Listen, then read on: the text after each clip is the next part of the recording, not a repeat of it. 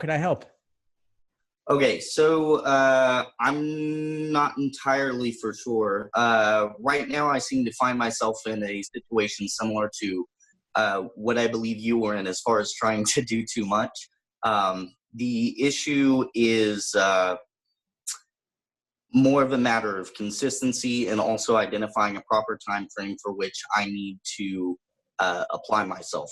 Currently, I am on the 6-month study plan, and because of the schoolwork that I'm currently doing, I'm this close to finishing my bachelor's. I find it difficult to maintain that plan. So the time frame that I would like to apply for law schools is not able to be met under the 6-month study plan. So the first question I guess that I would have is, do I need to modify the plan for a reduced time frame, or do I need to wait till next year? There are two approaches you could take. If you want to stick with your previous target test date, you could simply do fewer questions of a given type, or you could skip certain portions of the schedule, or I could send you a new schedule that better suits your test date. So occasionally someone will say, I was planning for August, can't do that, now need to go for September, or vice versa. I'll just swap the schedule and give them the appropriate one. So that's an approach you could take. I wouldn't totally suggest choosing a test date a few months later just because you fell behind schedule, unless you feel that's what you need to do in order to reach your fullest potential. Right, and I understand that. In reflecting about why I chose the 6-month study plan, I believe that the reason why I chose the 6-month study plan is because I assumed that a longer study plan would be more beneficial because it could cover more topics, especially since I want to get the between 170 and 180 score. However, in reviewing the LSAT diaries, which I'm not sure if you still go by that or if that was from your old website, because I've been following you for quite some time.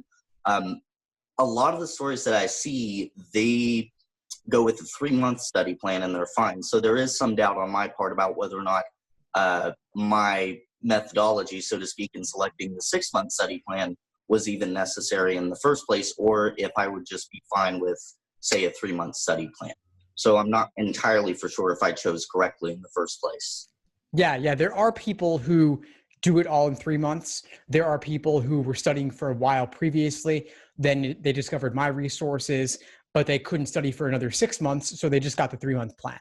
3 months could be enough. It really varies from person to person, depending on the amount of time you're able to put in, how easily it comes to you, and then also what your ultimate goals are. There are people who did the 3-month plan who got in the 170s, but there are also plenty who got in the 160s. And if you're really committed to giving this your all, then I do think that a 6-month timeline is relatively better if you can do it. And we're speaking right now at the very beginning of March. 6 months from now would be September. You could take it in September or October or even December and still apply in the same cycle. Totally fine. Okay. So if I were to adopt the 3-month study plan, I do some soul searching, find out that a 3-month study plan is something I want to do because I really want to take it this year. What are some indicators that if I were to embark on that plan that I might need more time in studying? How do I gauge my progress? Well, as you're getting closer to the test date, you want to look at where your practice test scores are at. I have what I call the law of averages because I don't want you to put too much stock in any one particular LSAT result on a practice test. So I'd say take the most recent 5 exams you've done in a reasonably recent time frame, take the average of them, and that's the best indication of where you'll stand. So if you were aiming for August or September, in the month prior, maybe you're doing a timed exam or 2 per week, average those out, see where you're at. If you're not where you want to be, postpone it. Makes perfect sense. The next question I have is in regards to tracking missed question types, because whenever I was going through and reviewing of the questions that I have done, I had difficulty in classifying some of the questions because my line of thinking for various questions wasn't always the same.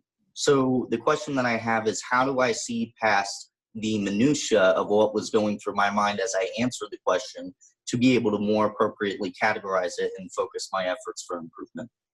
Well, if you simply want to categorize based on question stem type, there are typically some keywords in the question stem, and you can also look at categorizations online to see how others have classified it as well. I have categorizations for most of them on my website. But aside from question stem type, there are other things to think about also.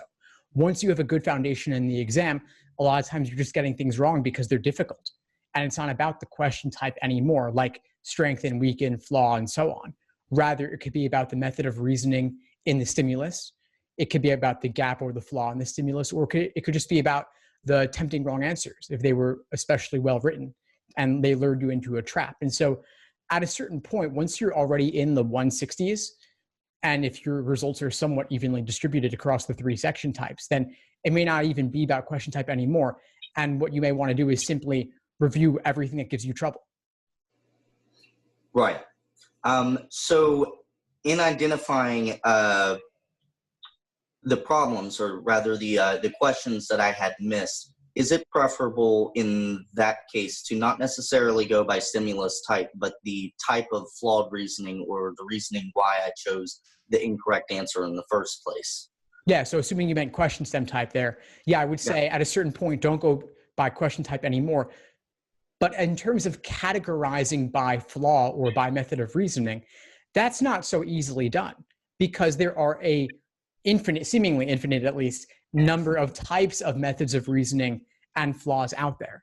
And so there is no categorization system out there that I know of. I would love it if there was, but maybe only LSAT has that information if anyone does. There's just too many to number. So I wouldn't even try to go about categorizing them. But if you notice, of course, correlation causation methods of reasoning give you trouble, or questions involving survey issues or sampling errors, I would certainly pay attention to those. But most gaps and flaws on the LSAT are simply about what did they take for granted or what did they fail to consider. And those details are really unique to the argument. I think that should answer the most pressing questions that I have for you. Are there any that you have for me? Well, I want to know, what's your target test date right now, and are you thinking of switching it?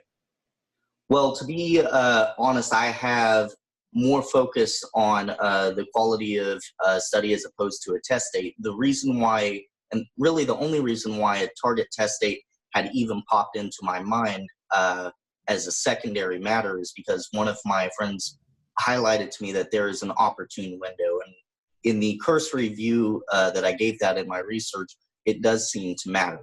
But I'm not educated in it insofar as to know what the best windows are, but I would like to get it in before I miss that window. Okay, so I would suggest for an application timing window, you want to have taken the LSAT and applied by the end of the calendar year in that particular cycle. So as long as you've taken the LSAT by no later than the end of December and you submit your applications by then, you're pretty much in the same general cohort. There is a rolling admissions, of course, but law schools do not necessarily evaluate applications in the order in which they're received because there are also certain numerical thresholds as well. So they're not going to look at someone with an LSAT score and GPA way below their median unless they really have to, based on who else is coming along in that cycle. And so, again, we're speaking beginning of March. You could take it in September, October, November, December, and still apply the cycle and be totally fine. January is the absolute latest I would recommend, and there may be a slight disadvantage there. Then anything after that, like February or March, I would really say you're best off waiting until the following year. But you've got up to 9+ months to prepare for the LSAT and still take it for this cycle if you want to. Excellent. And that actually is really good news for me to hear. The friend, well-meaning as I'm sure they were, advised me for, I believe the date was September as the no later than date, or October, something akin to that. And if indeed it is that I can wait without incurring any sort of disadvantage until September, or excuse me, until December, then that would be a load off my mind, and I can completely focus on studying for the LSAT, because currently I will achieve the necessary requisites for my bachelor's degree in April. And if I can achieve it in April, I can complete the plan by October and be perfectly fine. So Thank you for highlighting that. That wasn't something that was clear to me. Yeah, of course. So there's a lot of confusion around this, and also things have changed in recent years. Applying early matters much less than it used to. And of course, having a 175 and applying in September is a little bit better than having that 175 in December or January. But applying, if it takes you a few more months to get even a couple more points, it's well worth waiting. Excellent. I will take that advice then, and I will, for now, focus exclusively on my college studies. And once I wrap that up at the end of April, then I will go ahead and give my all to the plan. And I will be sure to send you any questions about it, because there was one, in the plan, you referenced a logic game that I believe you said that you created on your web page. When I went through and was looking at my errors, I couldn't understand one. I'm like, what the heck? And I looked through the comments, and a lot of other people seem to indicate that trouble. I'm not sure if the particular one comes to mind that you that you created, or. Well, there have actually been a couple like that where people are, my tricks were quite deceiving. But if you continue reviewing the comments, you will see people respond and clarify the confusion around it. But yeah, there's some tough ones I wrote there. Yeah, they were, but I enjoy them. Logic games are particularly fun. Reading comprehension, I'm not so much looking forward to. Yeah. Well, take it one piece at a time, but you've got plenty of time right now as we speak. Excellent.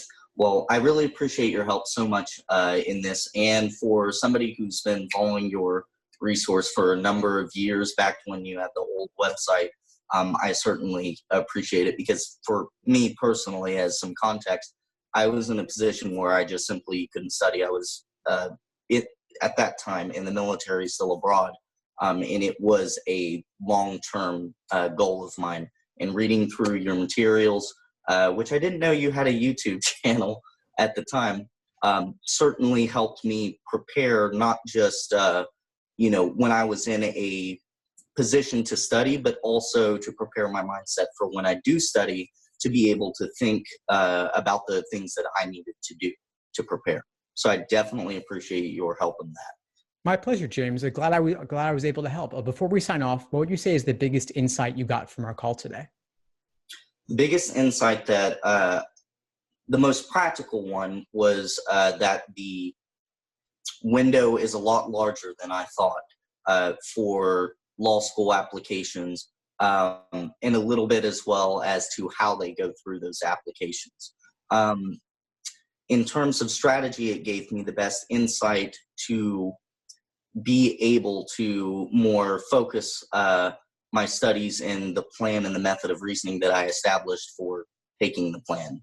For example, choosing the 6-month study plan more often than not is probably the better choice if one is able to, as opposed to a 3-month study plan, and being able to gauge your progress along the way to determine if you need more time or not.